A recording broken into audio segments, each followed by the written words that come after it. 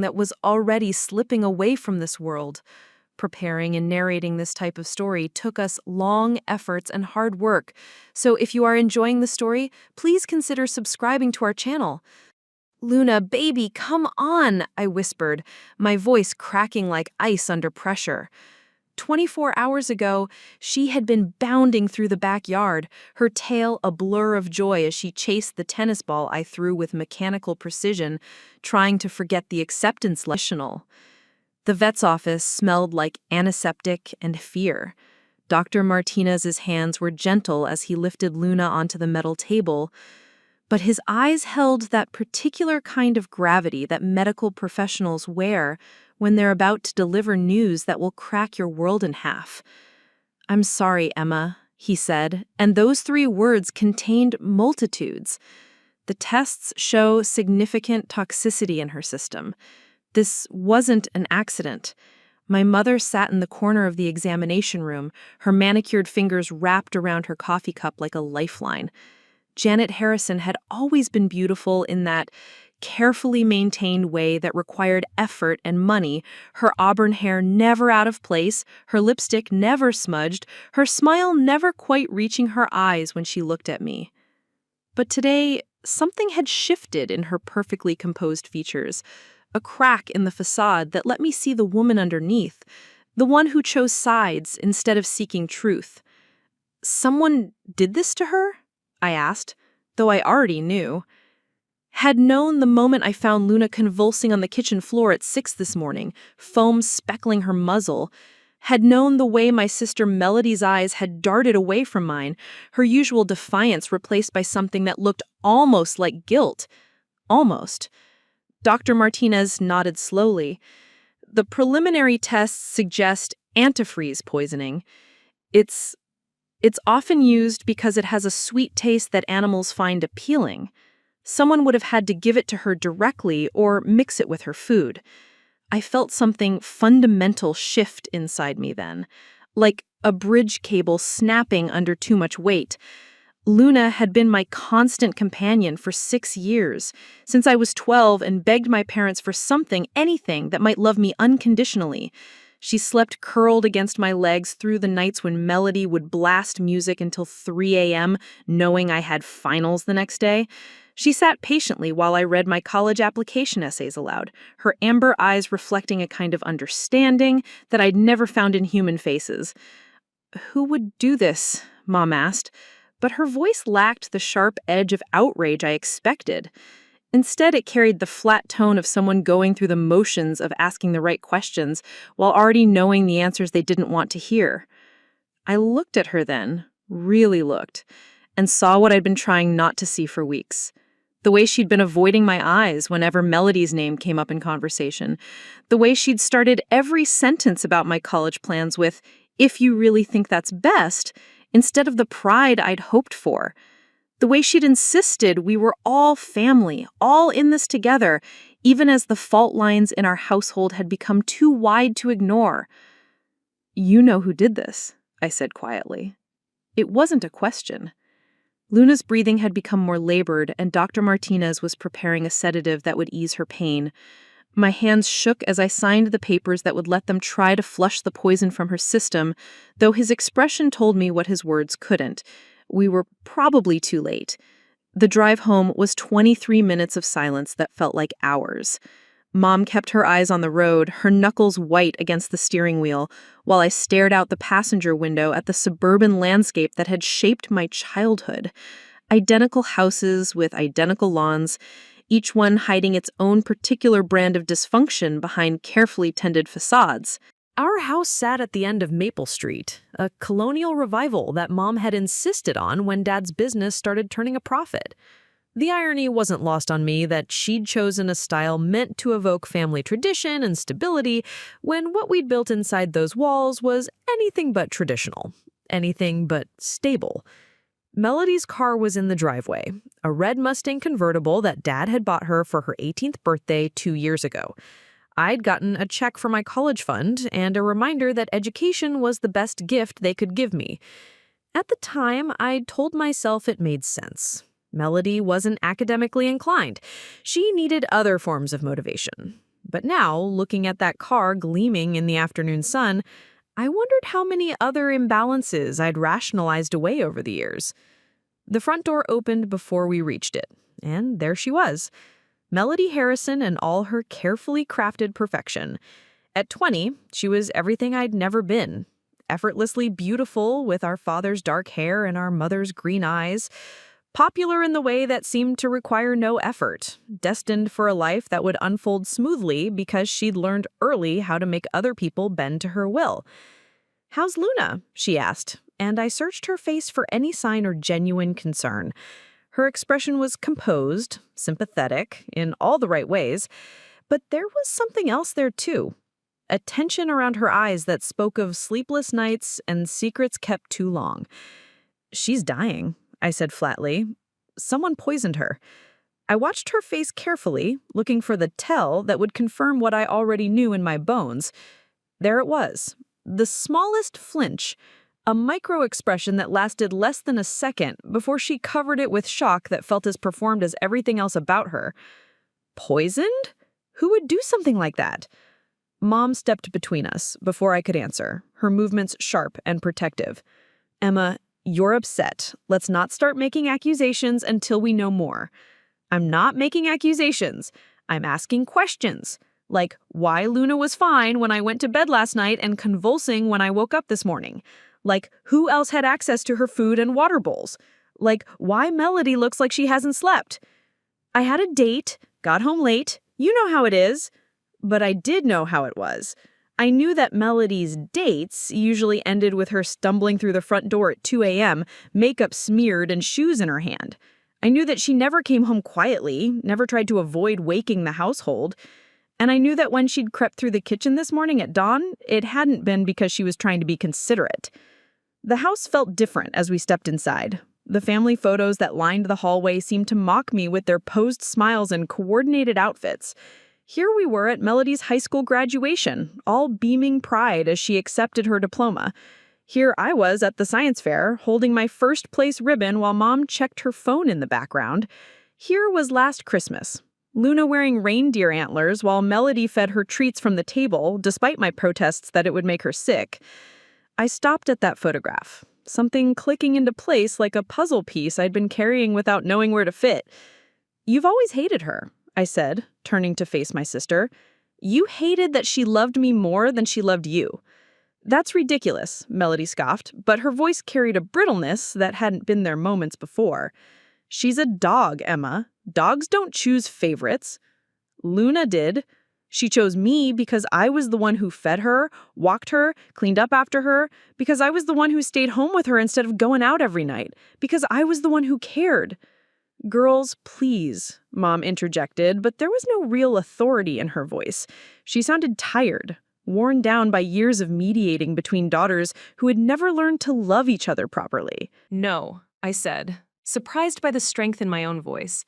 "We're going to talk about this now. We're going to talk about why my dog is dying and why nobody in this family seems surprised by it." The afternoon sun was starting to slant through the living room windows, casting long shadows across the carpet where Luna usually slept. The empty space felt like an accusation, a reminder of what had been taken from me just as I was about to leave for college, just as I was about to escape the toxic dynamics that had poisoned this house long before anyone had poisoned my dog. I thought about the acceptance letter upstairs in my room, still folded inside the envelope because I'd been afraid to make it too real. Harvard had wanted me, wanted my grades, my test scores, my carefully crafted essays about overcoming adversity and finding strength in solitude. They'd offered me a full ride to study veterinary medicine, a future where I could spend my days healing instead of hurting, fixing instead of breaking. But now Luna was dying, and my sister was lying, and my mother was choosing silence over justice. And I was beginning to understand that some kinds of family poison couldn't be flushed from the system with activated charcoal and IV fluids. Some toxins ran too deep, had been building up for too long, were too much a part of the fundamental structure to be removed without destroying everything that remained. "I want to know the truth," I said, looking from Melody to Mom and back again. "I want to know why my dog is dying, and I want it now." The silence that followed was different from the one in the car. This was the silence of secrets being held too tightly, of truths that were too dangerous to speak aloud. This was the silence that comes before everything falls apart. Outside, a neighbor was mowing their lawn, the sound distant and normal, a reminder that in houses all up and down our street, families were going about their ordinary Saturday routines. But inside our house, in the space between my question and whatever answer would come, something fundamental was shifting. Whatever happened next, I knew that the family I'd grown up in was already gone, had maybe never existed at all except in the careful fiction we'd all agreed to maintain. The only question now was whether anyone would finally be brave enough to tell the truth. The truth, I was learning, was a luxury our family had never been able to afford.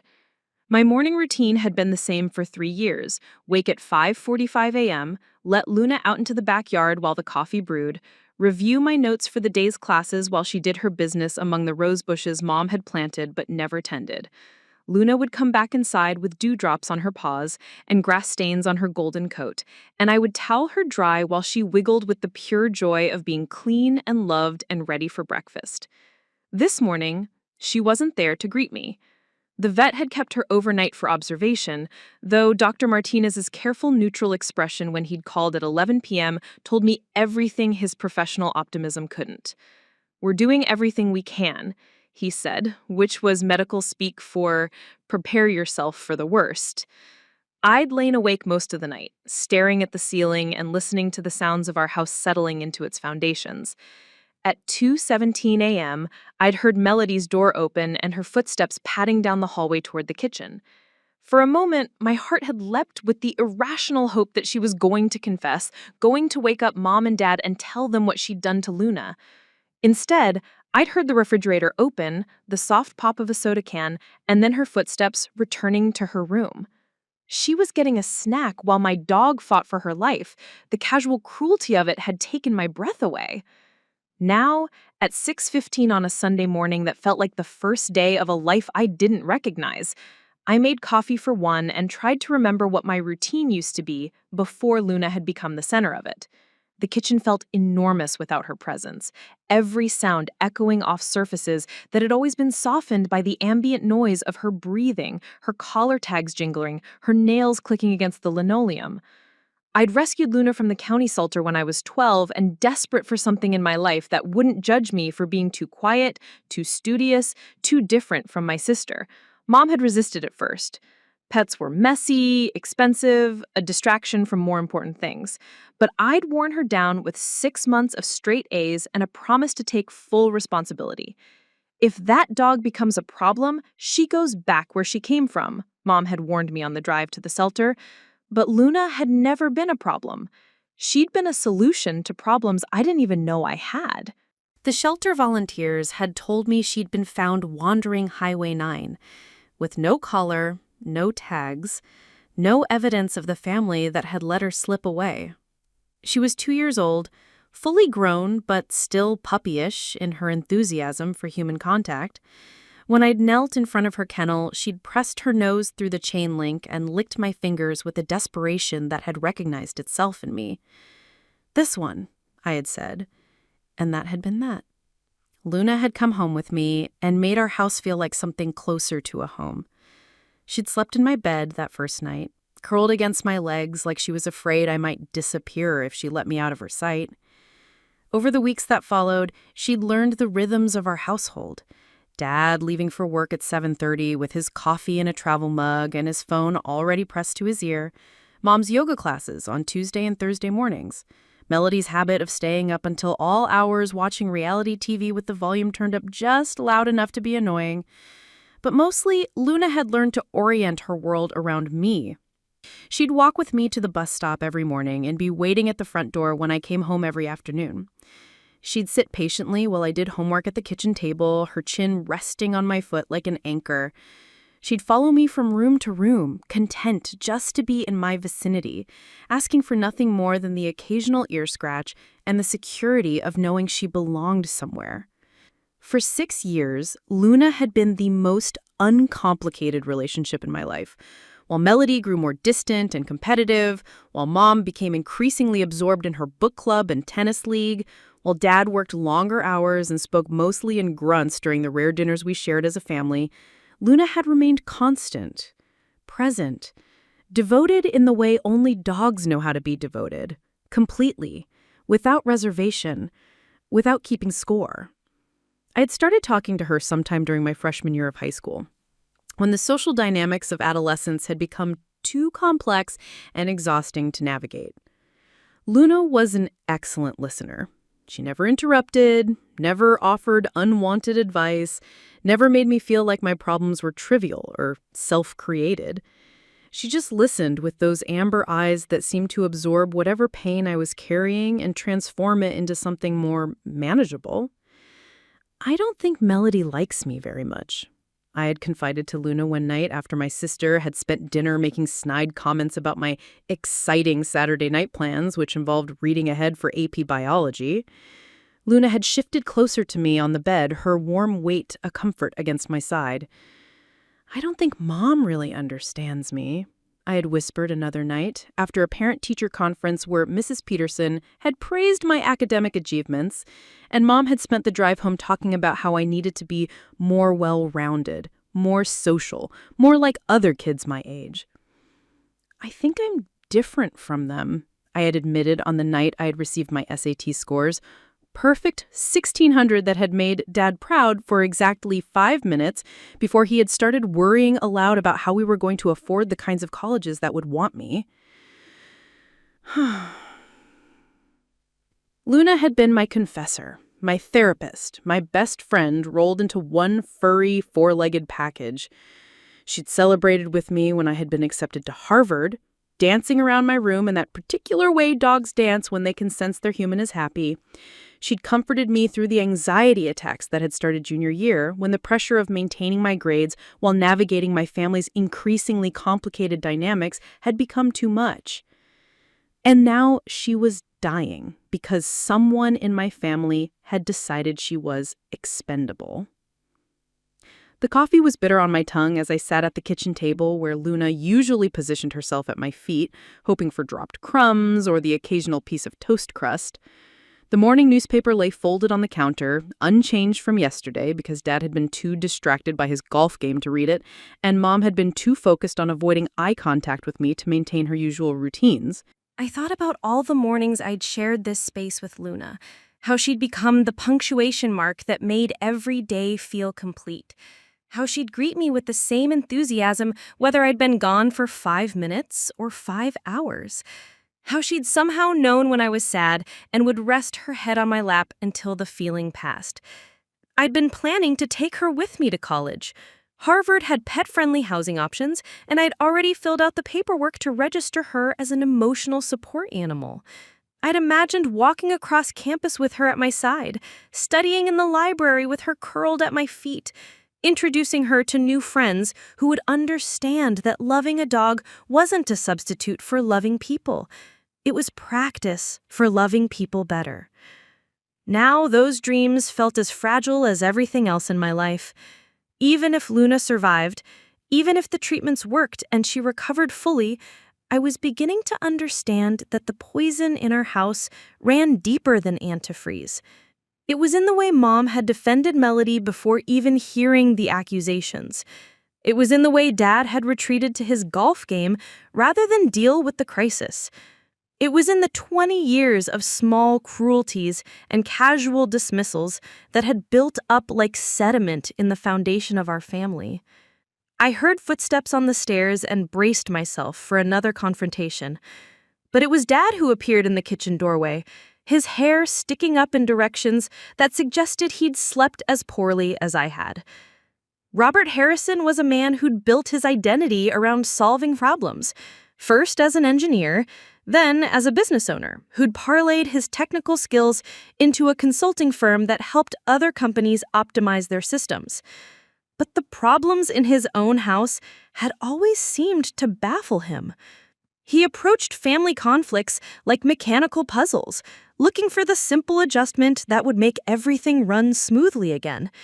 He'd never understood that some problems couldn't be solved with logic and good intentions. "How are you holding up, kiddo?" he asked, pouring himself a cup of coffee and settling into the chair across from me. It was the same seat Luna usually claimed as her own when she grew tired of lying on the floor, and seeing it occupied by my father instead of my dog made my chest tighten. "I've been better," I said honestly. "Have you talked to Melody?" Dad's shoulders sagged slightly. "Your mother thinks we should let sleeping dogs lie." He paused, realizing what he'd said.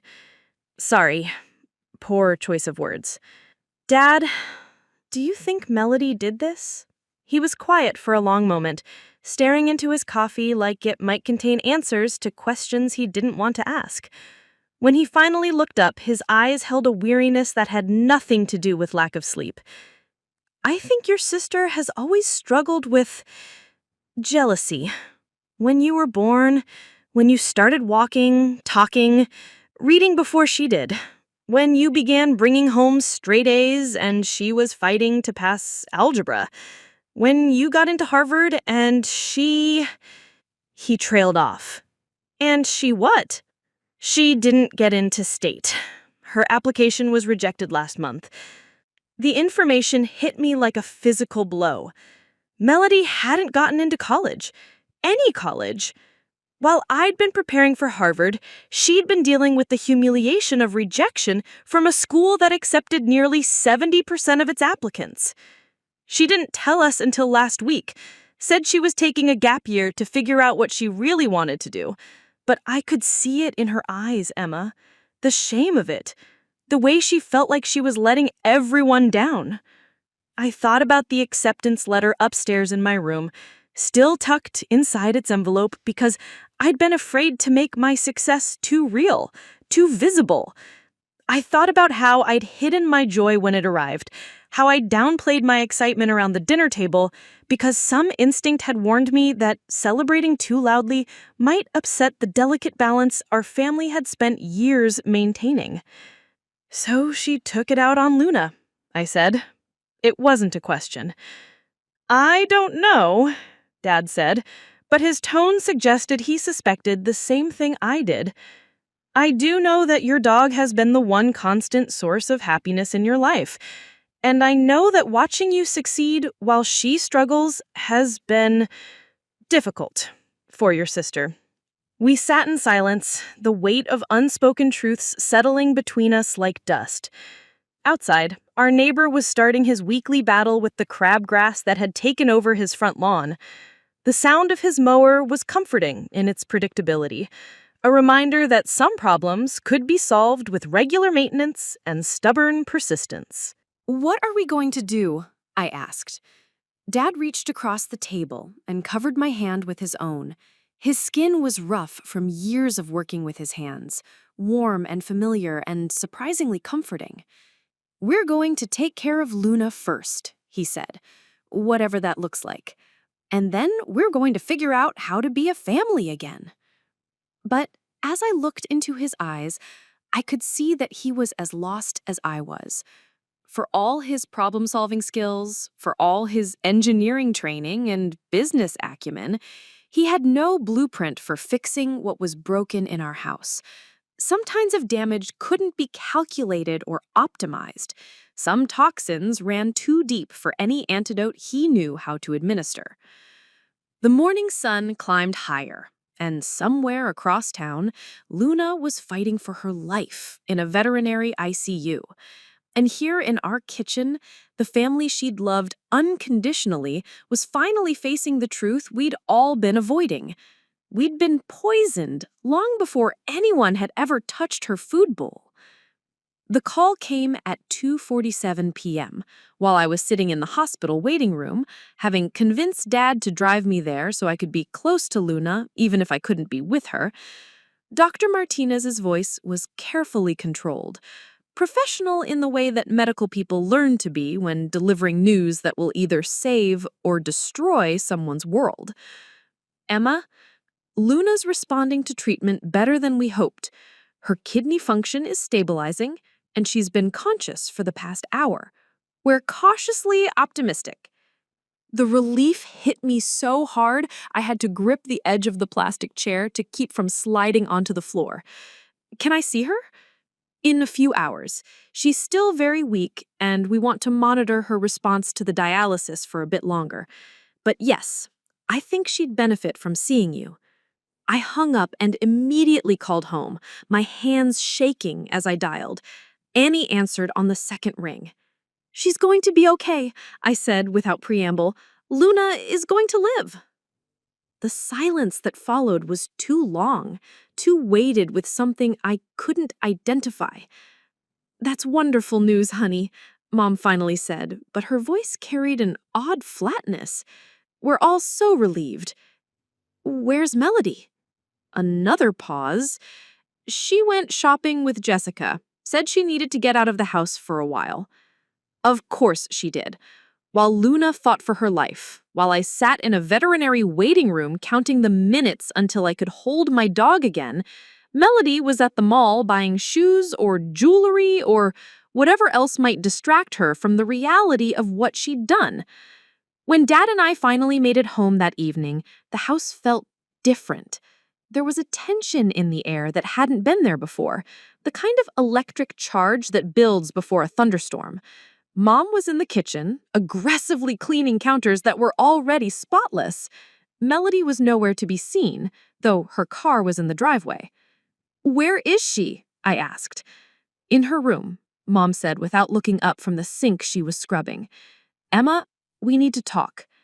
The three of us sat in the living room where we'd held maybe a dozen family meetings over the years, usually about things like vacation plans or household rules or whose turn it was to clean the garage.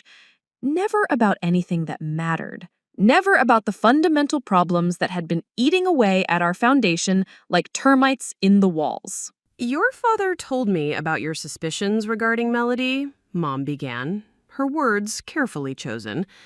"And while I understand you're upset about Luna, I think you need to consider the possibility that you're letting your emotions cloud your judgment." "My emotions?" The words came out sharper than I intended. "Mom, someone poisoned my dog. Someone in this house mixed antifreeze with her food and left her to die in agony. That's not emotion, that's attempted murder." "It's a dog, Emma." The statement hung in the air between us like a slap.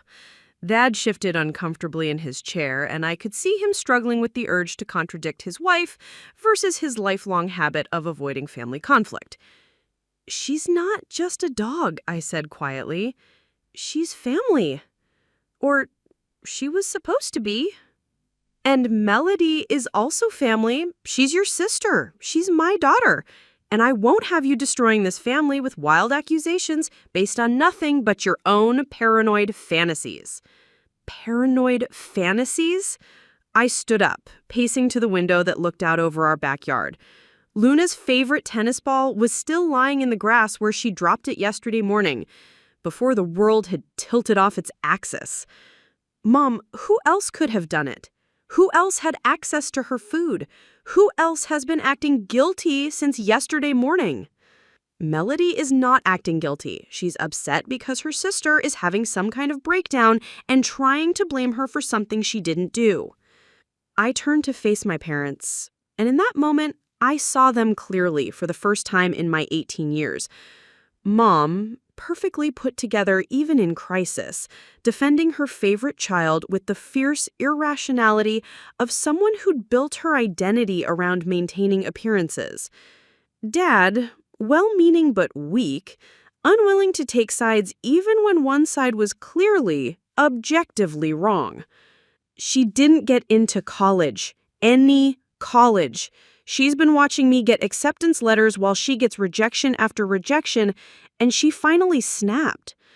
Mom's face went white, then red. "How dare you use your sister's private struggles against her? How dare you throw her failures in her face like that?" "I'm not throwing anything in her face. I'm trying to understand why she would hurt Luna, why she would hurt me." "Because it's always about you, isn't it, Emma?" The voice came from the doorway, and we all turned to see Melody standing there, in her designer jeans and perfectly applied makeup, looking like she'd stepped out of a magazine spread about beautiful, untroubled young women. "How long have you been listening?" Dad asked. "Long enough." Melody stepped into the room, and I could feel the dynamic shift. Mom's posture straightened, her defensive energy redirecting itself toward protecting her younger daughter. Dad retreated further into his chair, the human equivalent of a turtle pulling into its shell. "I'm tired of being treated like the villain in Emma's personal drama. I didn't poison your precious dog.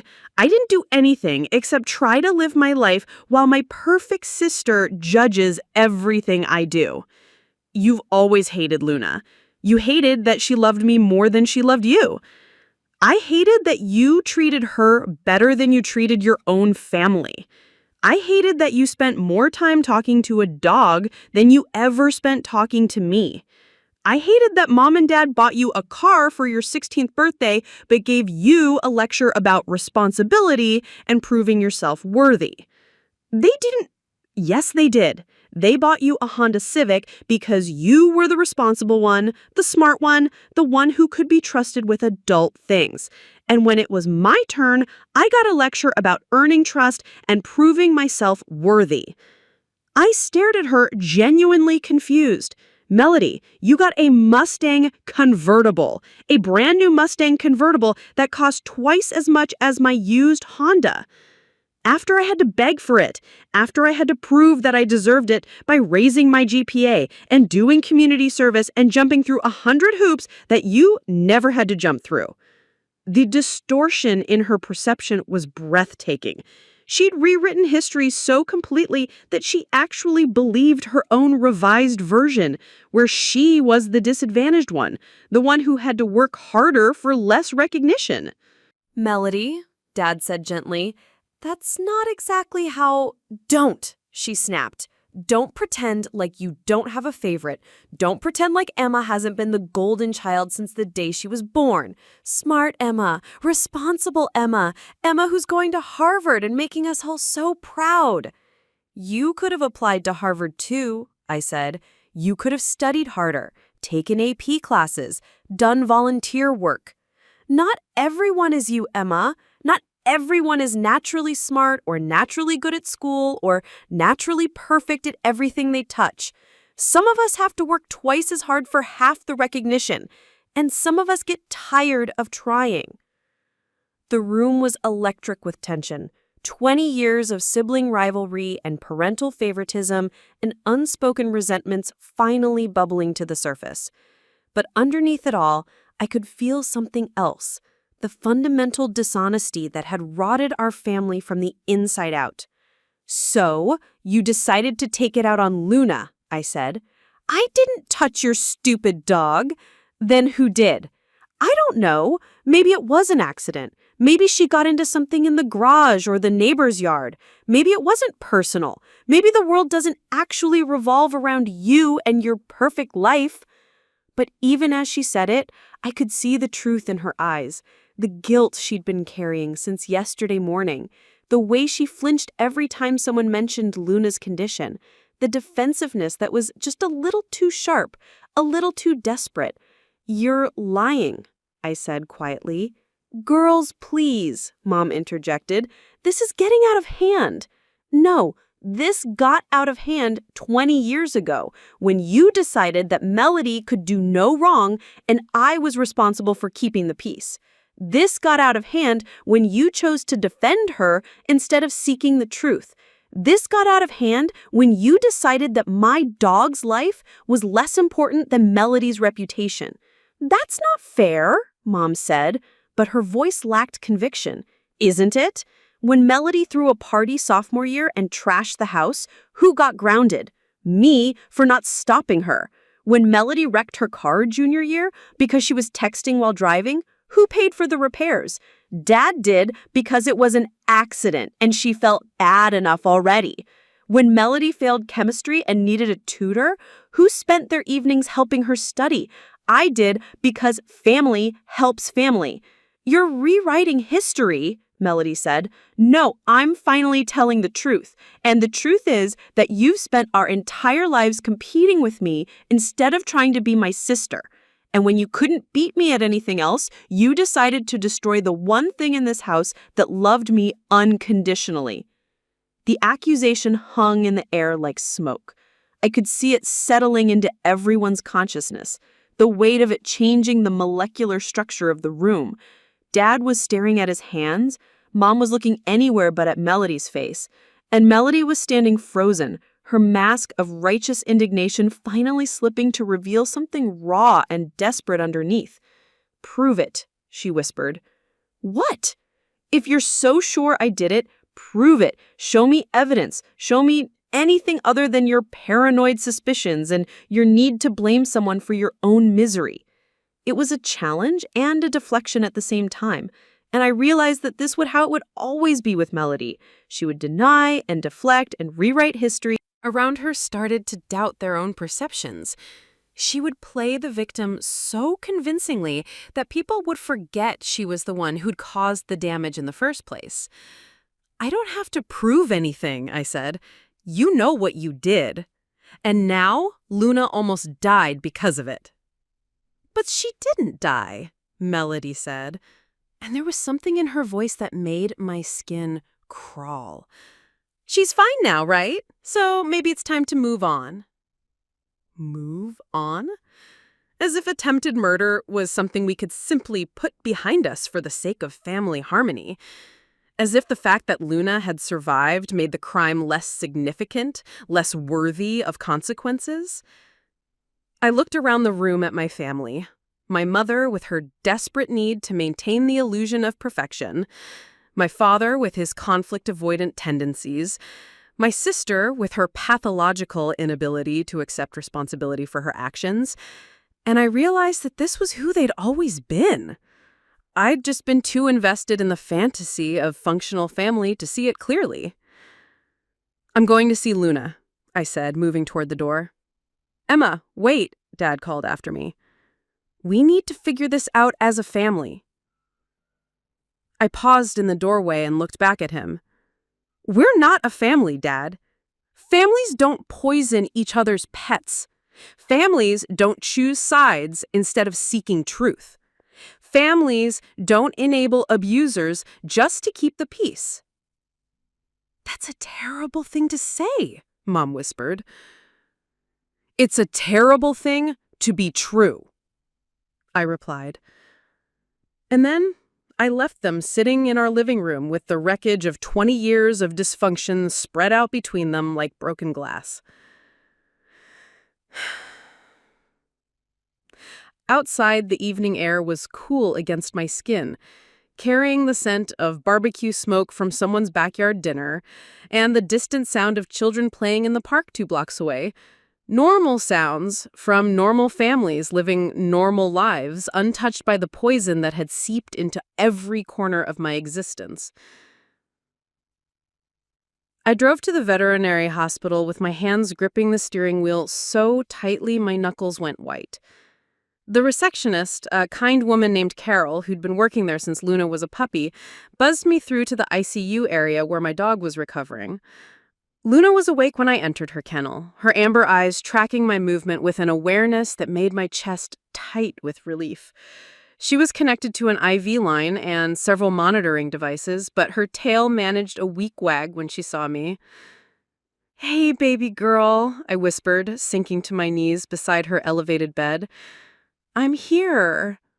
I'm so sorry this happened to you." She lifted her head just enough to rest it against my hand, and the simple gesture nearly broke me.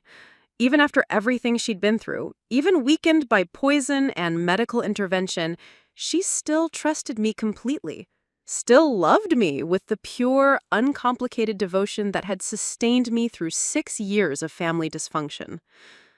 Dr. Martinez appeared in the doorway, his expression cautiously optimistic. "She's doing remarkably well. Her kidney function has improved significantly, and we should be able to remove the IV tomorrow if her numbers continue to trend upward."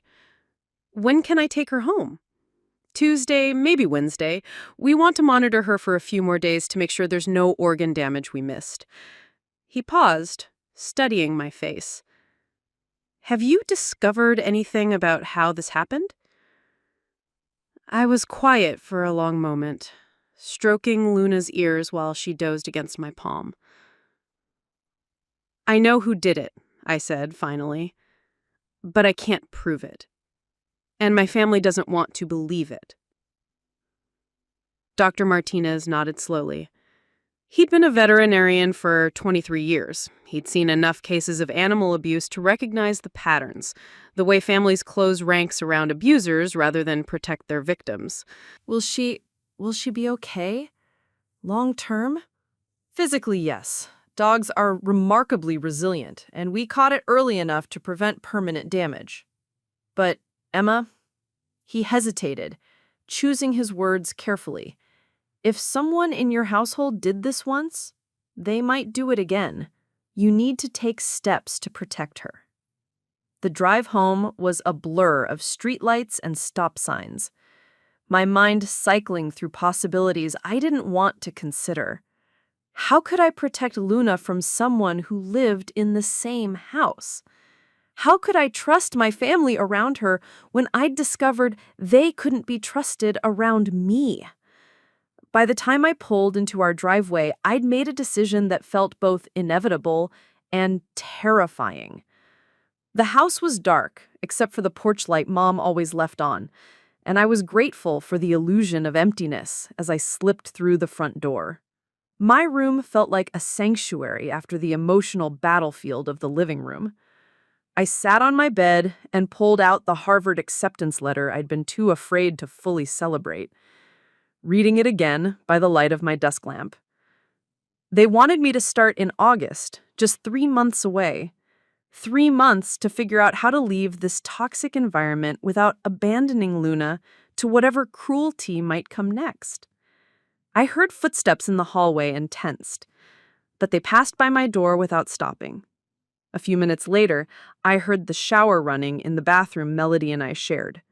She was washing off the day, preparing for sleep, acting like nothing had happened because in her mind, nothing had.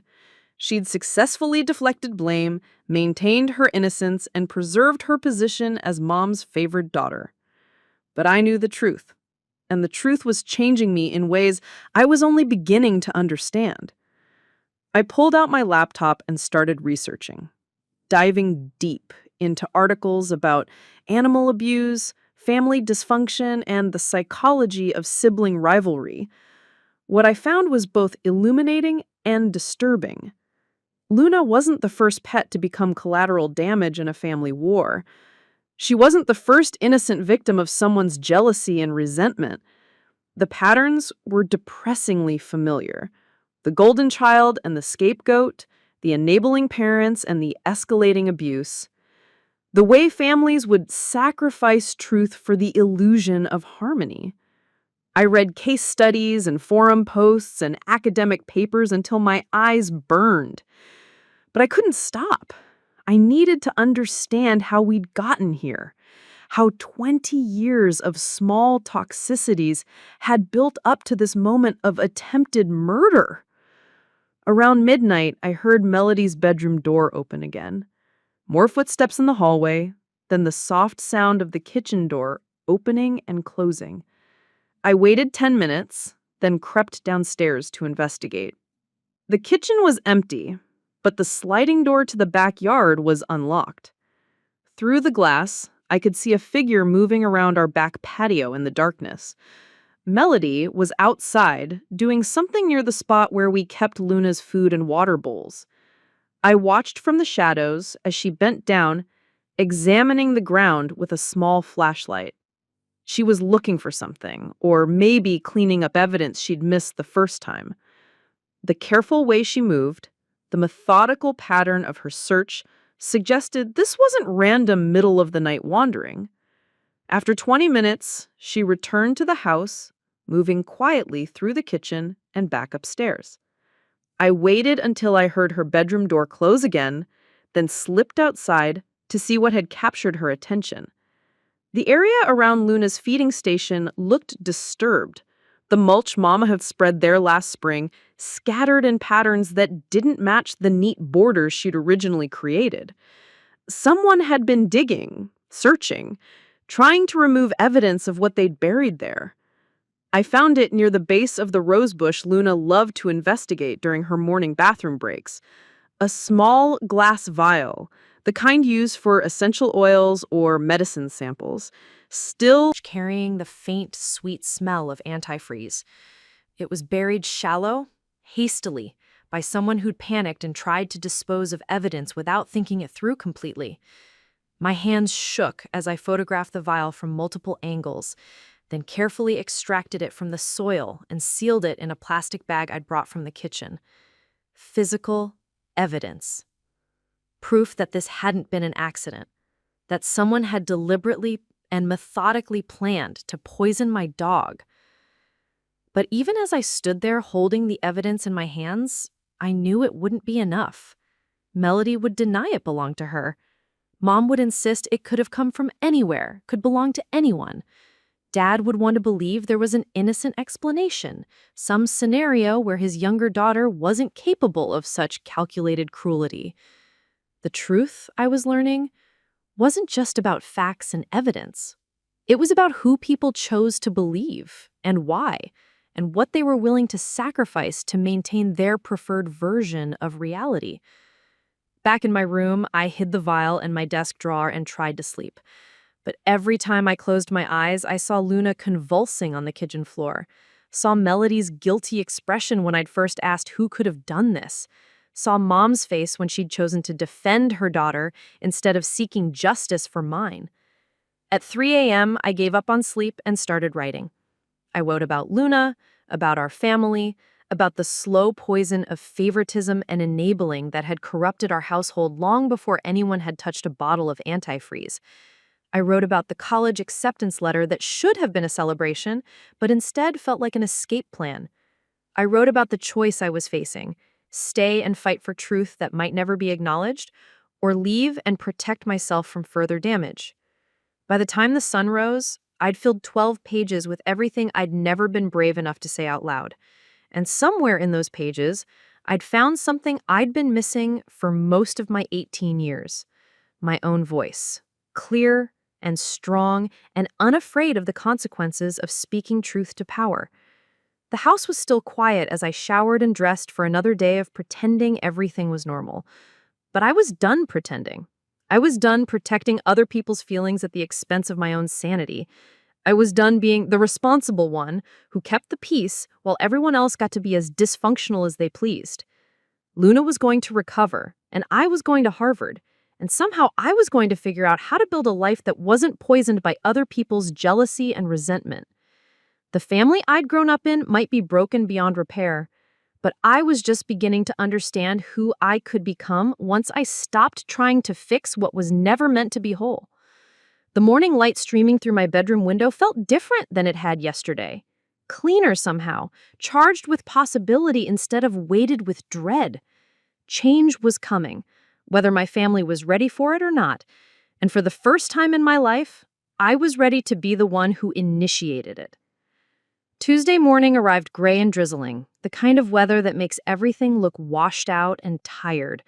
I'd barely slept for the third night in a row, but I felt strangely energized as I prepared for what I knew would be the most important conversation of my life. Luna was coming home today. Dr. Martinez had called at 7 a.m. to confirm that her kidney function had stabilized and she was ready for discharge. More importantly, I'd spent Monday researching veterinary forensics and learned that the soil samples I'd collected could be tested for antifreeze residue, creating an irrefutable chain of evidence that connected the poison to our backyard. But first, I needed allies. Dad was already at the kitchen table when I came downstairs, reading the newspaper with the careful attention of someone trying to avoid thinking about more complicated things.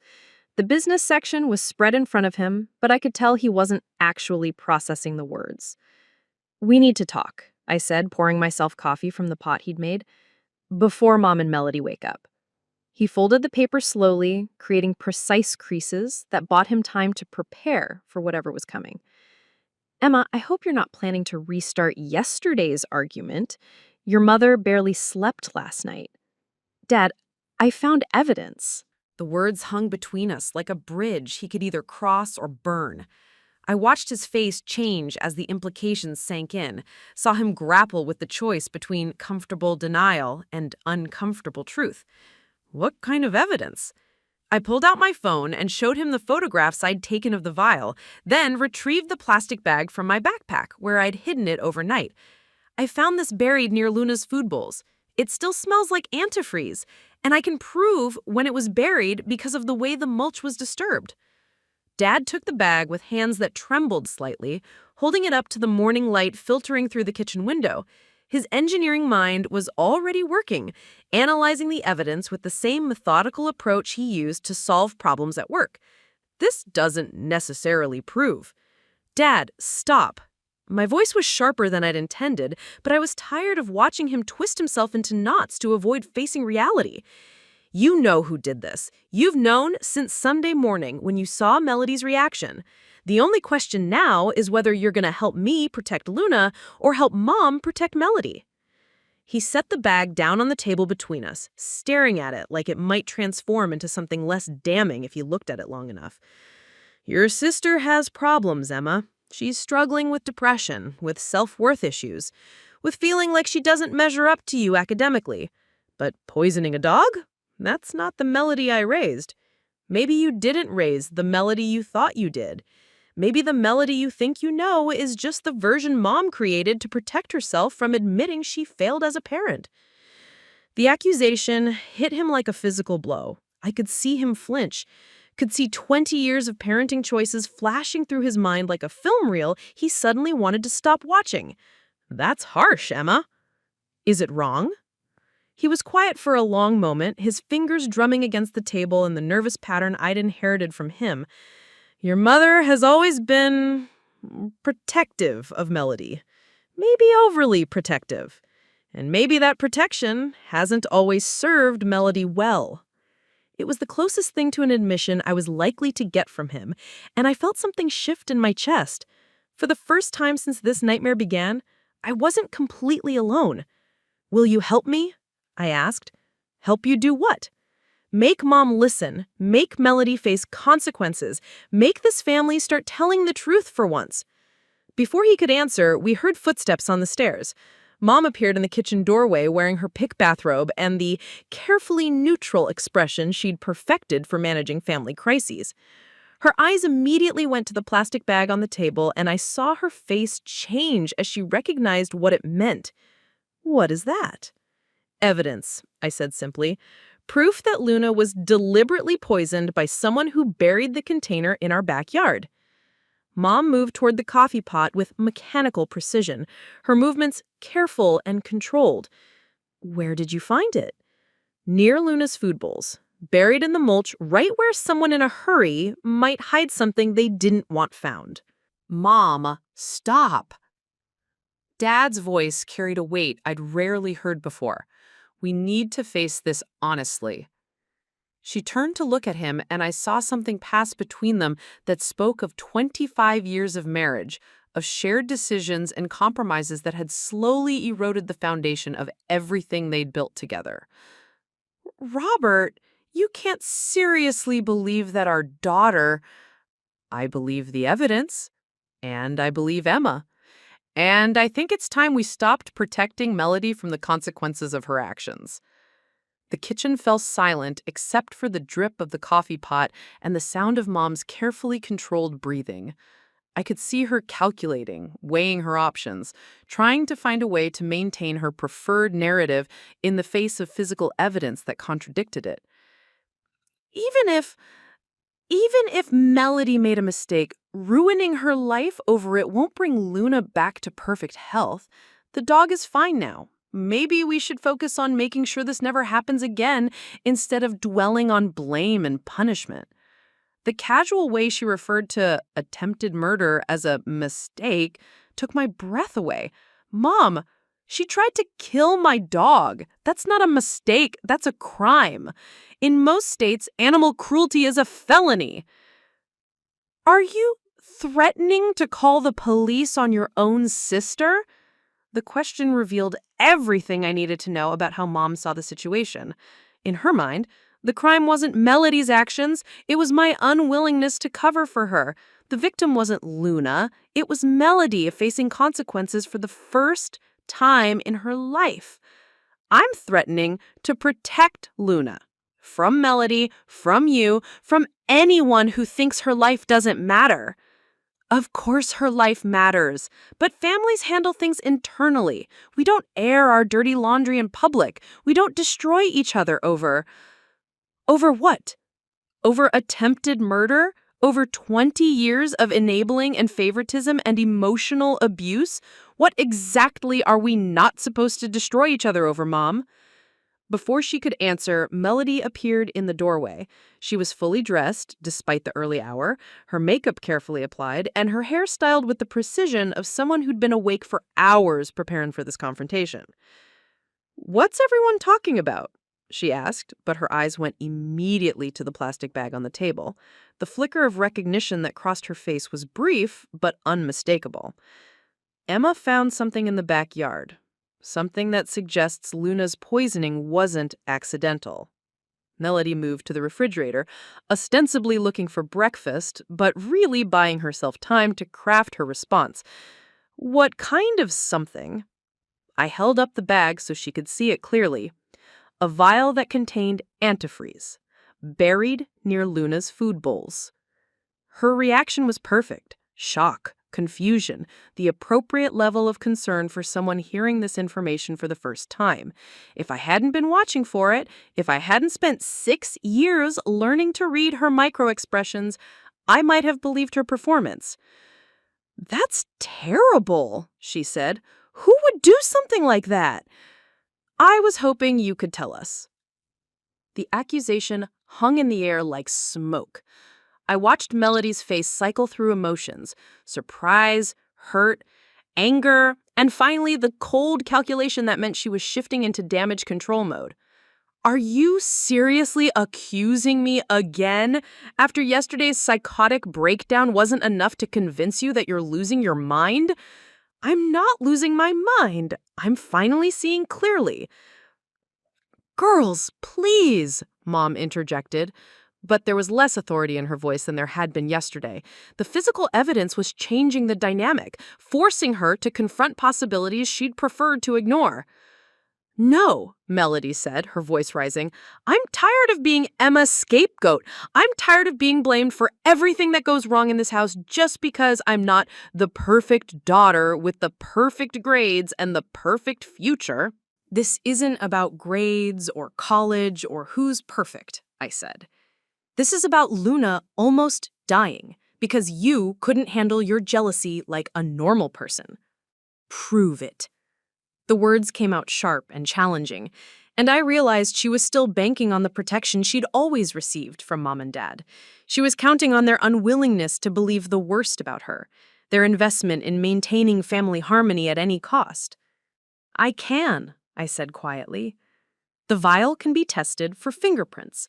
The soil can be analyzed for antifreeze residue. Dr. Martinez has already documented the deliberate nature of the poisoning in his medical records. And I have security footage." The last part was a bluff, but I delivered it with enough confidence to make it believable. Our house didn't have security cameras, but Melody didn't know that with absolute certainty. I watched her face change as she calculated the risks, weighed her options, tried to determine how much evidence might actually exist. For the first time since this began, she looked uncertain, scared in a way that went beyond her usual dramatic performances. "Security footage of what?" Mom asked. "The backyard.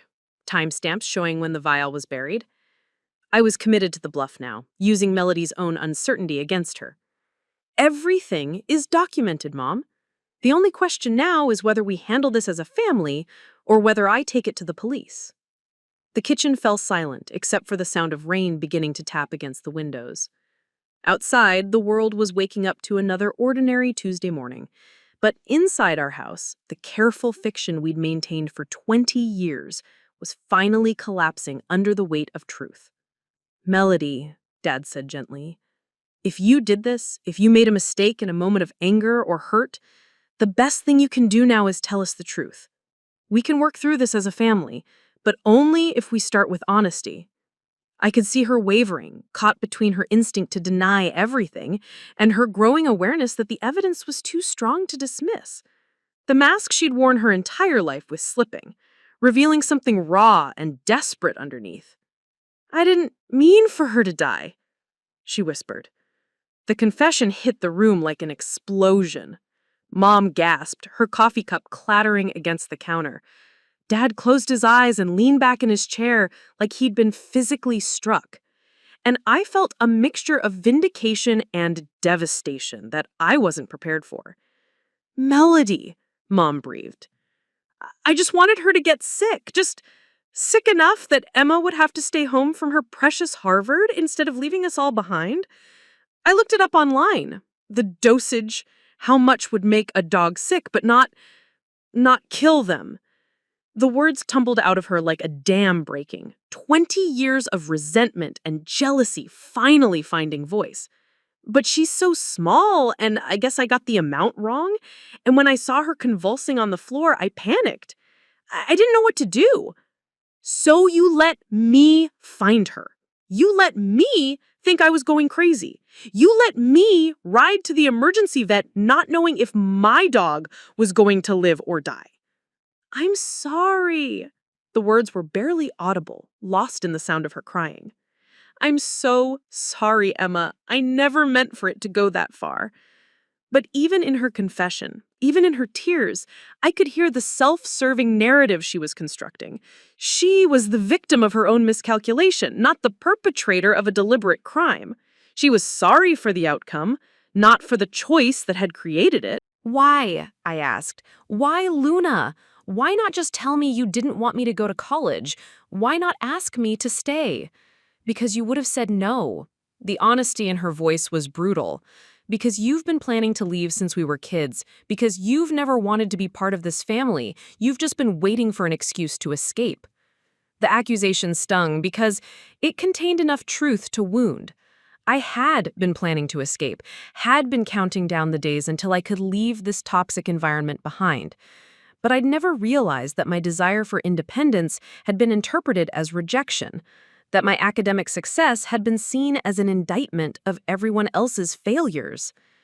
I didn't want to escape the family, I said slowly. I wanted to escape the dysfunction. There's a difference. Not to me, there isn't.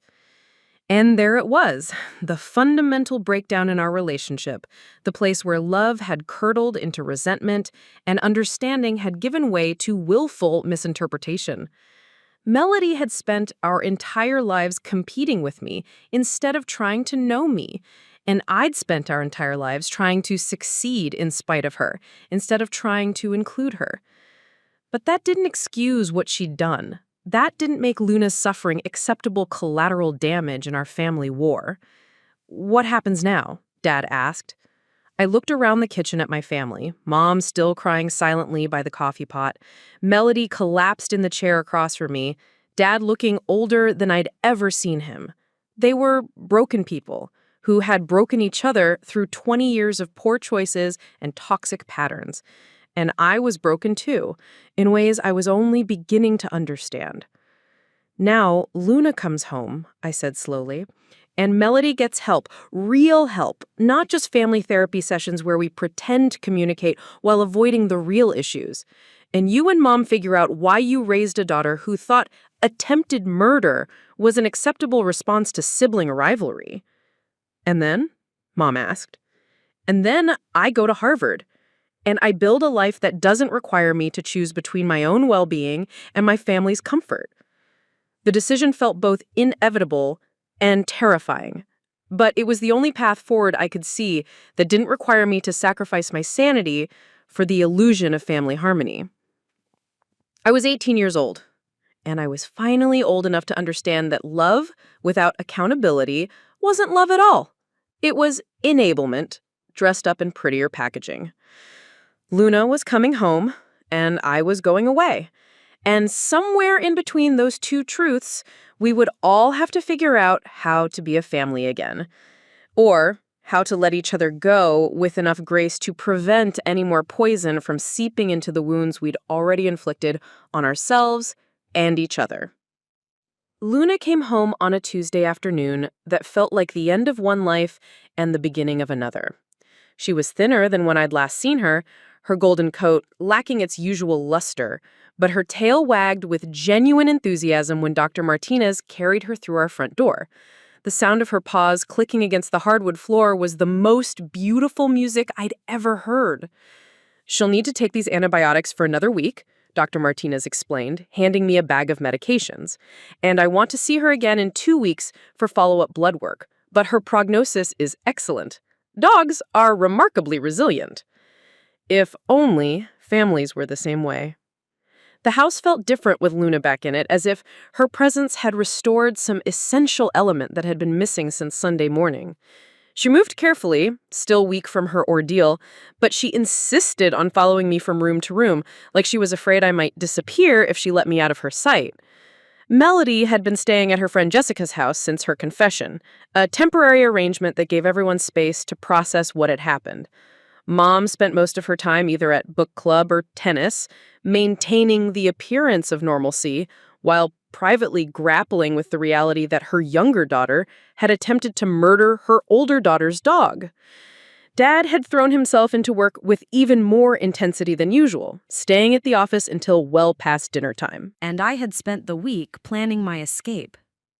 Harvard had agreed to let me bring Luna to campus as an emotional support animal, a decision that had required documentation of the trauma she'd experienced and my psychological dependence on her for stability. Dr. Martinez had been instrumental in providing the medical records that made the case for Luna's status as more than just a pet. She was now officially recognized as a therapeutic companion whose presence was essential for my mental health. The irony wasn't lost on me that Melody's attempt to keep me home had instead strengthened my resolve to leave and made it possible for me to take Luna with me. "Are you sure about this?" Dad asked on the Friday evening before Melody was scheduled to return home. We were sitting on the back patio, watching Luna investigate the rose bushes where her poisoning had begun. She moved cautiously, as if some part of her remembered that danger could hide in familiar places. "I'm sure," I said. "I can't stay here and pretend nothing happened, and I can't trust that it won't happen again." Melody's agreed to see a therapist, a real one, not just family counseling. Dr. Patterson specializes in sibling rivalry and jealousy disorders. That's good. She needs help. But my getting help doesn't mean I should stay here and make myself available as her next victim. Dad was quiet for a long moment, watching Luna with the careful attention of someone trying to memorize a scene he knew was about to change forever. "Your mother thinks you're overreacting. She thinks families should work through their problems together, not run away from them." Mom's opinion lost a lot of weight with me when she chose to defend Melody instead of seeking justice for Luna. She's struggling with guilt about that. She knows she handled it wrong. Knowing and acknowledging are different things. Has she apologized? Has she admitted that her favoritism contributed to this situation? Has she taken any responsibility for enabling Melody's behavior for 20 years? He didn't answer, which was answer enough. Mom was sorry that things had gotten messy, sorry that the family's carefully maintained facade had cracked, sorry that I was planning to leave. But she wasn't sorry about the fundamental choices that had created this crisis in the first place. That evening, I found a letter slipped under my bedroom door. It was handwritten on Mom's expensive stationery, the kind she used for thank you notes and formal correspondence. "Emma, I know you're angry with me, and I understand why. I handled everything wrong from the moment Luna got sick. I should have listened to you instead of defending Melody. I should have sought the truth instead of trying to protect the peace.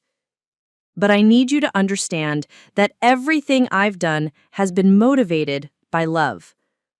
Melody has always struggled with school, with friendships, with feeling like she belonged anywhere. You've always been so self-sufficient, so capable, so destined for success that I thought you didn't need as much protection as she did. I was wrong. You needed protection too, just from different things. You needed protection from feeling like you had to be perfect all the time. You needed protection from feeling like your achievements threatened other people. You needed protection from a mother who was so focused on managing one daughter's problems that she failed to nurture the other daughter's strengths.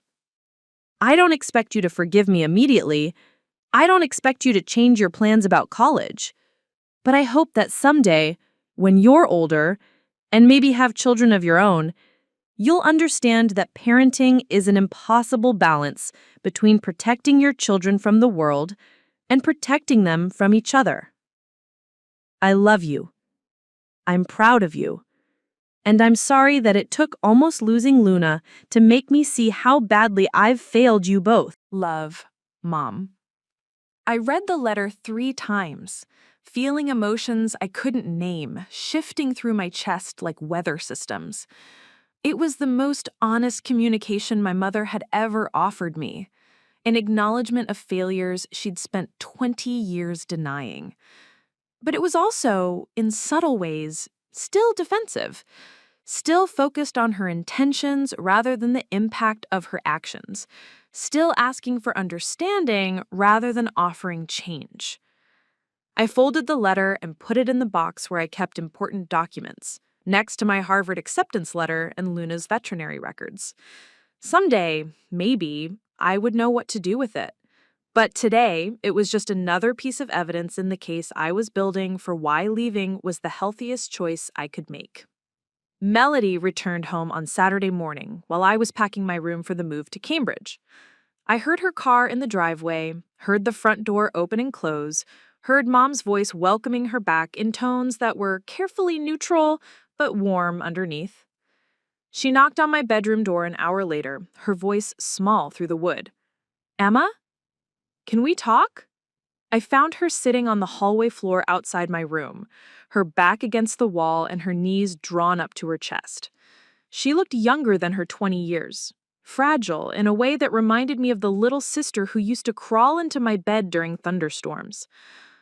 "I'm going to therapy," she said without preamble, 3 times a week, and I'm taking a job at the veterinary clinic where Luna was treated. Dr. Martinez says I can work as a receptionist while I figure out what I want to do with my life.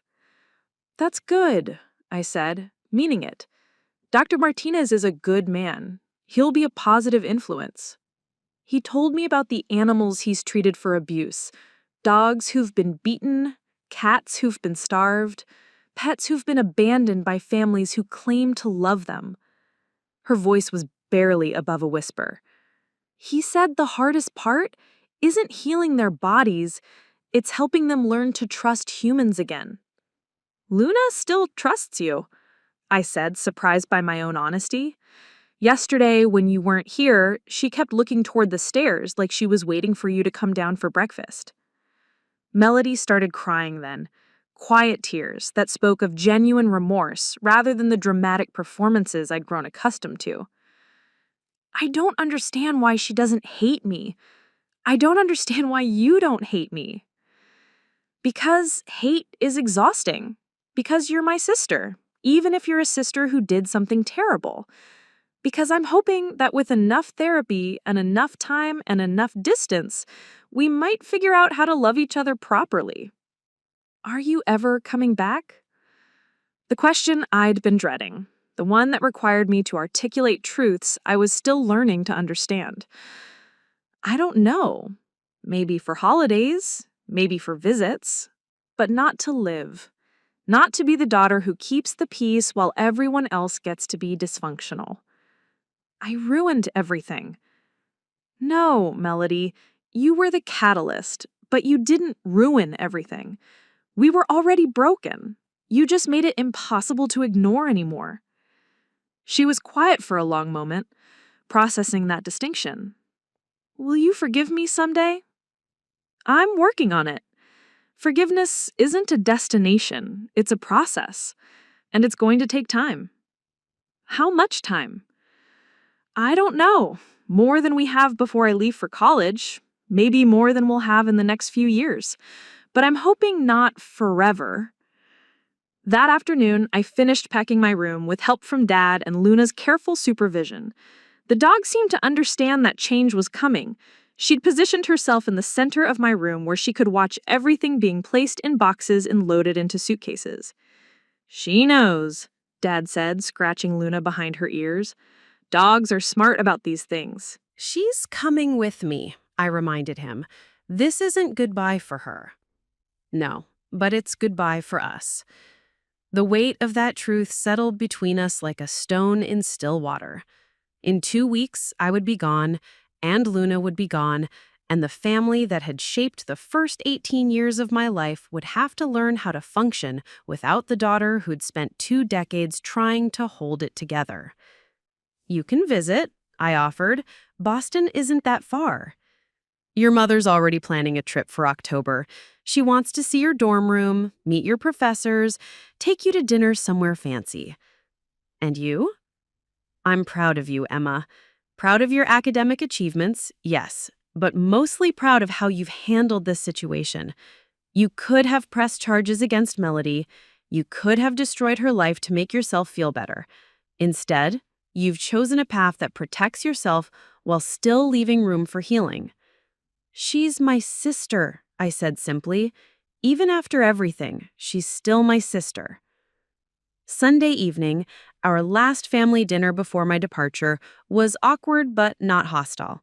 Mom had made my favorite meal, grilled salmon with lemon butter, roasted asparagus, and wild rice. Melody had set the table with the good china, a gesture that felt both apologetic and hopeful. We talked about practical things, my class schedule, my dorm assignment, the logistics of traveling with Luna. We avoided the deeper subjects that had dominated our conversations for the past week, as if by mutual agreement that some wounds needed time to heal before they could be examined too closely. "Dr. Patterson thinks family therapy might be beneficial," Mom said carefully, cutting her asparagus into precise pieces. "Once you're settled at school, maybe we could do video sessions, work through some of our communication issues." I considered the suggestion while watching Melody push rice around her plate without eating much of it. Maybe. After I've had some time to adjust to college, after everyone's had time to work on their individual issues. "I'd like that," Melody said quietly. "I know I have a lot to make up for." "We all do," Dad said, and there was something in his voice that suggested he'd been doing his own soul-searching over the past week. This family has been operating on some pretty unhealthy patterns for a long time. After dinner, Melody helped me load the last of my boxes into Dad's truck. We worked in companionable silence, and I was reminded of the few times in our childhood when we'd managed to cooperate rather than compete. Building blanket forts on rainy days, working together to surprise Mom with breakfast and bed on Mother's Day, united in our efforts to convince Dad to let us get a pool. "I wrote you something," she said as we finished. She handed me an envelope with my name written on it in her careful script. "Don't read it now. Read it when you get to school, when you're missing home." Will I miss home? You'll miss the good parts.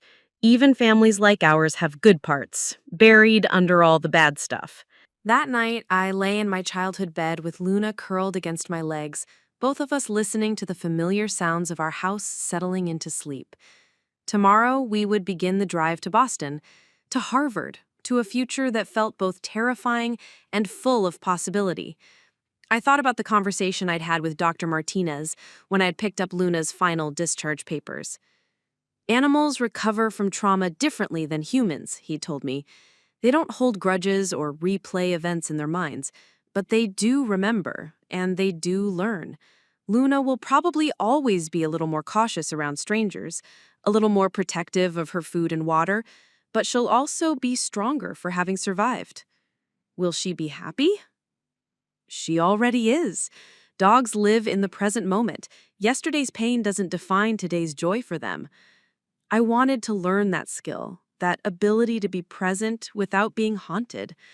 I wanted to build a future that wasn't defined by my family's dysfunction, even as I carried the lessons of survival it had taught me. Monday morning came too quickly and not quickly enough. Dad loaded Luna's travel crate into the truck while I said goodbye to the house where I'd grown up. Each room held memories that were both precious and painful. The kitchen, where I'd done homework while Luna slept at my feet. The living room, where we'd opened Christmas presents and fought about everything imaginable. The backyard, where Luna had played and almost died. Mom hugged me at the front door, her embrace lasting longer than usual. "Call me when you get there. Text me pictures of your dorm room. Let me know how Luna adjusts to campus life." "I will." "And Emma, I meant what I said in my letter. I'm proud of you. Not just for getting into Harvard, but for who you've become in spite of our family's problems." Melody's goodbye was awkward but genuine. "Take care of Luna, take care of yourself, and maybe think about coming home for Thanksgiving?" "Maybe," I said, and meant it. The drive to Boston took 6 hours, with stops every 2 hours to let Luna stretch her legs and relieve herself. She rode in the passenger seat beside me, her head out the window for the first part of the journey, then curled up sleeping as we entered unfamiliar territory. Harvard Yard was everything I'd imagined and nothing like I'd expected. The buildings were older and more beautiful than in the photographs, the students more diverse and interesting than the stereotypes I'd carried. My dorm room was small but bright, with a window that looked out over a courtyard where students were already gathering in small groups, beginning the social negotiations that would define their college experience. Luna explored our new space with careful curiosity, sniffing corners and marking the boundaries of what would become our sanctuary. I unpacked slowly, placing familiar objects in unfamiliar places, trying to create something that felt like home without erasing the adventure of starting over. That evening, I sat on my narrow dorm bed with Luna beside me and opened the letter Melody had given me. "Emma, I know I don't deserve forgiveness, and I'm not asking for it. I'm asking for something harder, the chance to earn it over time. I've spent our whole lives thinking that love was a competition, that there wasn't enough space in our family for both of us to be valued. I was wrong about so many things, but mostly I was wrong about you. You were never my enemy. You were my sister, trying to find your own way in a family that didn't know how to nurture individual differences. You were my example of what was possible if I worked harder, dreamed bigger, refused to settle for less than I deserved. I poisoned Luna because I was poisoned myself, by jealousy, by resentment, by the toxic belief that your success somehow diminished my worth. I almost killed an innocent animal because I couldn't face the fact that my problems were my own responsibility to solve." Dr. Patterson says recovery isn't about making amends, it's about making changes. So, I'm changing. I'm learning to see your achievements as inspiration instead of competition. I'm learning to build my own identity instead of defining myself in opposition to yours. I'm learning to love myself enough that I don't need to tear other people down to feel valuable. Luna survived because she's stronger than the poison I gave her. Our family might survive too, if we're all strong enough to choose healing over harm, truth over comfortable lies, love over the toxic patterns we inherited. I don't know what our relationship will look like in the future. I don't know if you'll ever trust me around the people and animals you love. But I know that I want to become the sister you deserve to have, even if it takes the rest of my life to get there. Thank you for not pressing charges. Thank you for giving me the chance to choose redemption over destruction. Thank you for loving Luna enough to save her, and for loving me enough to save me too. Your sister, working on becoming worthy of the title, Melody. I read the letter twice, then folded it carefully and placed it in the box where I kept important things. Outside my window, the sounds of college life were beginning. Laughter and music and conversations that would stretch late into the night. Luna was already asleep beside me, her breathing steady and peaceful, her body warm against my leg. For the first time in months, I felt something that might have been hope. Not for my family. That would take years of work and change that couldn't be guaranteed. But hope for myself. For the future I was finally free to build. For the person I might become once I stopped defining myself in relation to other people's dysfunction. I was 18 years old, and I was 500 miles away from the poison that had nearly destroyed everything I loved. Luna was safe beside me, and tomorrow I would begin the process of learning who I could be when I didn't have to spend all my energy surviving my family. It felt like the beginning of everything. 3 years later, I stood in the courtyard of Harvard's veterinary school, diploma in hand, watching Luna greet a group of first-year students who had gathered around her like she was a furry celebrity.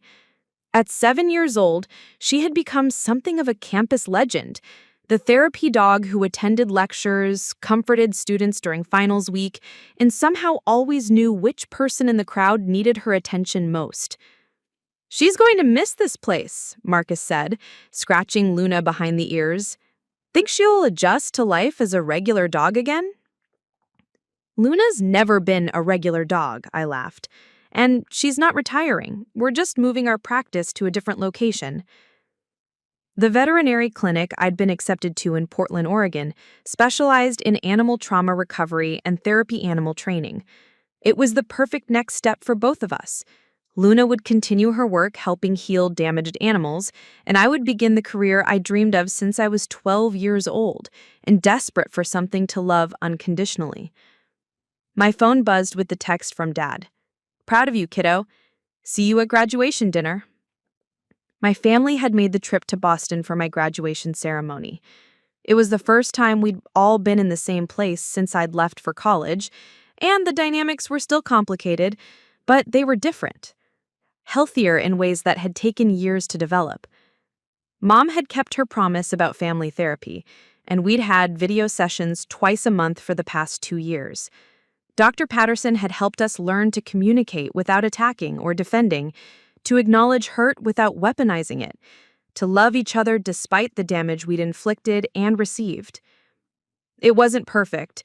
There was still moments when old patterns surfaced, when Mom's favoritism showed, or when I retreated into self-protective isolation. But we were trying, and trying consistently had created small miracles of understanding. Melody had surprised everyone, including herself. The job at Dr. Martinez's clinic had led to veterinary technician training, which had led to acceptance at a community college program for animal science. She'd found her calling in rehabilitation work with abused animals. Dr. Martinez had told me privately that she had a gift for helping damaged creatures learn to trust again. "She understands them," he'd said during my last visit home. "Animals who've been hurt recognize something in her. They know she's been hurt too, and somehow that makes them feel safer." Melody and I exchanged emails now, carefully crafted messages that focused on our shared love for animals and our respective academic achievements. We weren't close, might never be close in the way sisters were supposed to be, but we were civil and sometimes even warm. More importantly, we were both committed to the hard work of becoming people who could love without competing, succeed without diminishing others, exist in the same family without poisoning each other. Dad had surprised me by starting his own therapy, individual sessions that helped him understand his role in enabling the dysfunction that had defined our family for so long. He'd written me a letter 6 months ago that was raw and honest about his failures as a father, his tendency to avoid conflict, even when conflict was necessary for growth. "I taught you to be self-sufficient because I was afraid of my own emotions," he'd written. "I let your mother handle the hard conversations because I was a coward who preferred solving mechanical problems to addressing human ones. I failed to protect you from a family dynamic that made you feel responsible for everyone else's happiness. But I'm learning, Emma. learning to speak up when I see unfairness, learning to have difficult conversations instead of hiding behind work, learning to be the father you needed instead of the father I was comfortable being. The graduation dinner was held at a small Italian restaurant near campus, the kind of place with checkered tablecloths and wine bottles used as candle holders.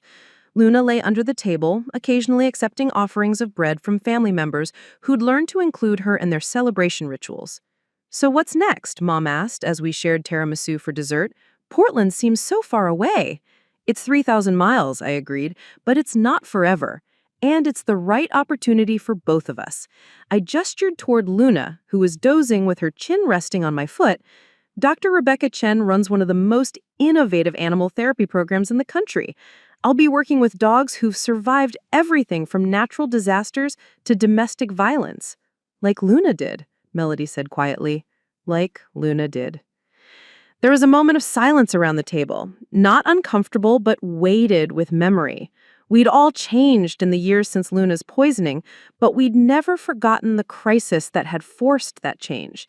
In some ways, it had been the best thing that had ever happened to our family, not the poisoning itself, but the truth-telling that had followed, the forced acknowledgement of patterns that had been destroying us slowly for decades.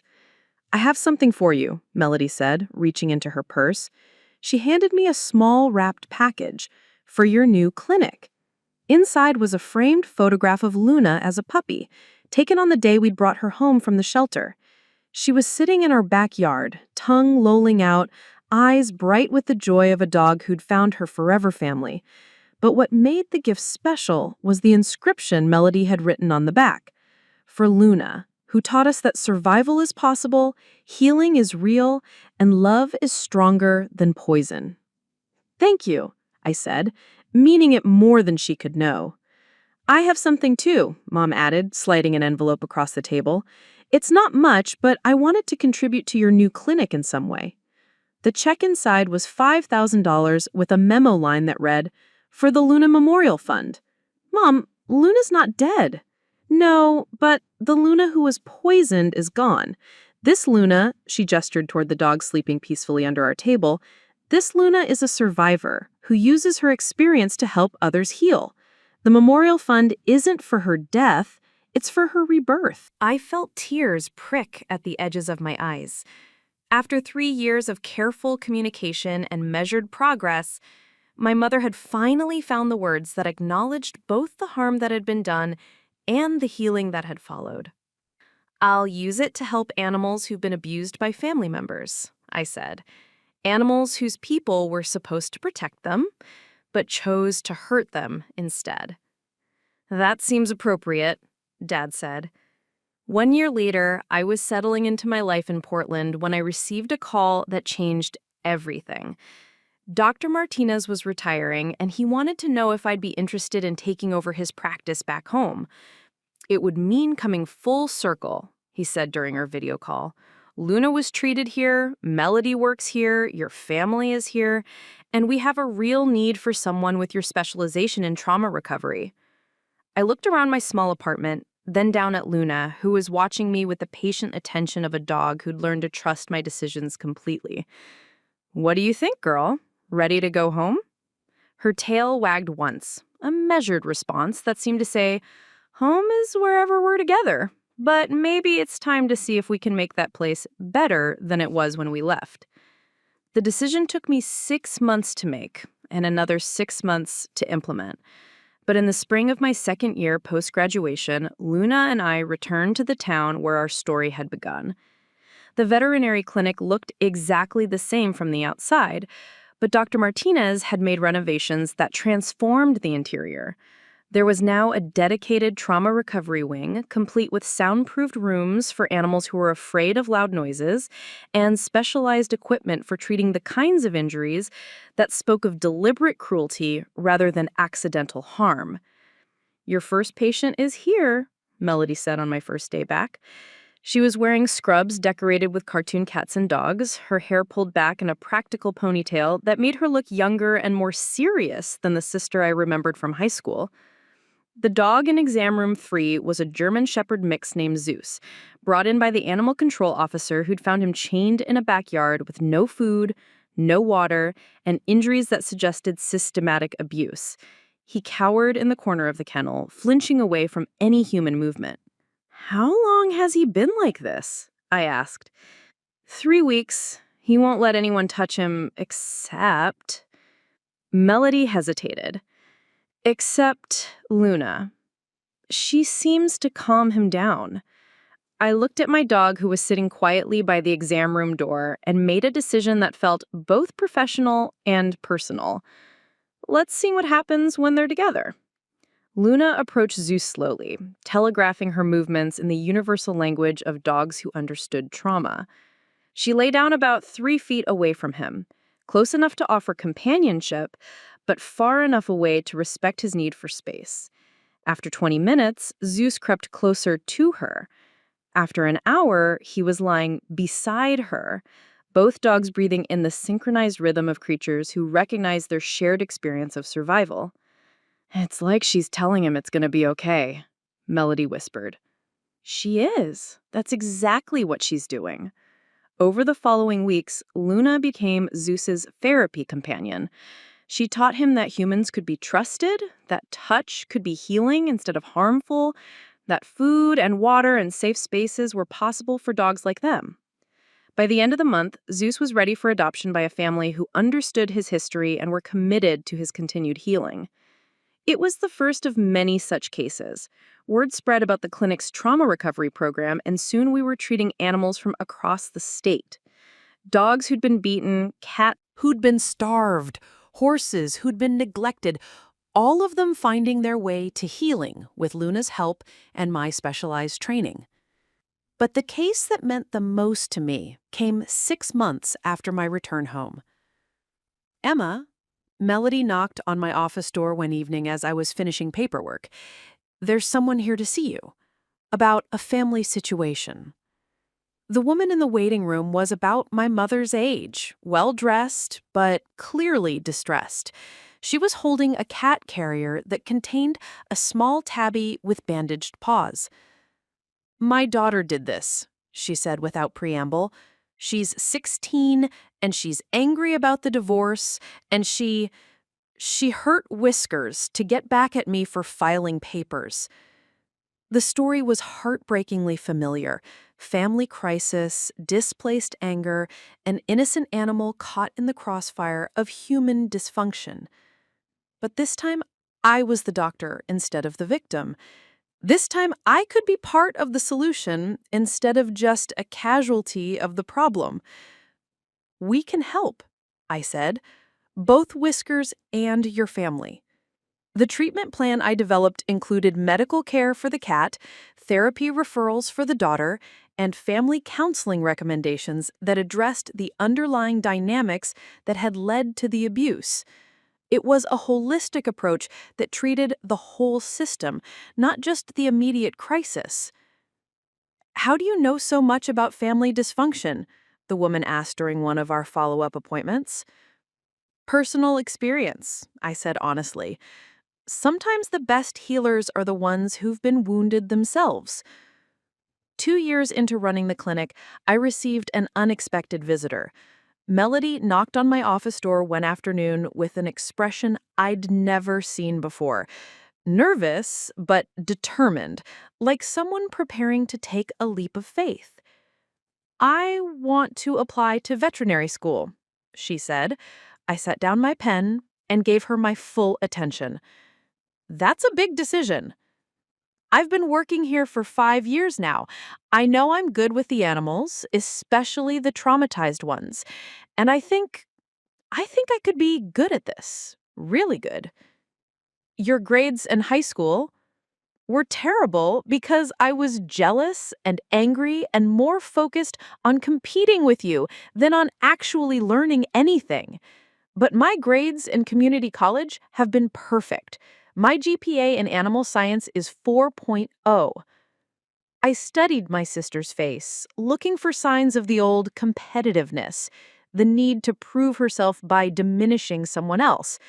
But what I saw instead was genuine passion, authentic commitment to a calling she'd discovered through her own hard work and healing. "What about Dr. Patterson?" What does she think about this career choice? She thinks it's perfect. She says I've turned my experience with causing harm into a gift for facilitating healing, that I understand the psychology of abuse from both sides, which makes me uniquely qualified to work with animals who've been hurt by the people who were supposed to love them. It was true. Over the years, I'd watched Melody develop an almost supernatural ability to connect with damaged animals. She could calm aggressive dogs with a look, coax traumatized cats out of hiding, convince abused horses to trust human touch again. Her own experience with being both victim and perpetrator of family violence had given her insights that couldn't be taught in textbooks. I'll write you a recommendation letter. I do, she said simply. It's the only thing I've ever wanted that wasn't about someone else. Melody was accepted to the state veterinary school on her first application. The day she started classes, she called me from campus, her voice bright with excitement and terror. I'm scared I'm not smart enough, she admitted. Everyone here seems so confident, so sure they belong. You belong, I told her. You've earned your place there through hard work and genuine calling. Don't let imposter syndrome convince you otherwise. Did you feel like this when you started at Harvard? Every day for the first year. But it gets better. And you're not alone. You have family who believes in you. It was the first time I'd called us family without qualification or reservation in almost 6 years. 3 more years passed. Luna turned 10, moving more slowly, but still greeting each day with the dignity of a dog who'd survived everything life could throw at her and emerged stronger for it. Melody graduated from veterinary school with honors and joined our practice as a full partner, specializing in behavioral rehabilitation for animals who'd been abused by humans. Our clinic had become nationally recognized for its innovative approach to animal trauma recovery. We'd treated thousands of animals, saved countless lives, and pioneered therapy techniques that were being adopted by veterinary practices across the country. But the case that meant the most to both of us came on a rainy Thursday in October.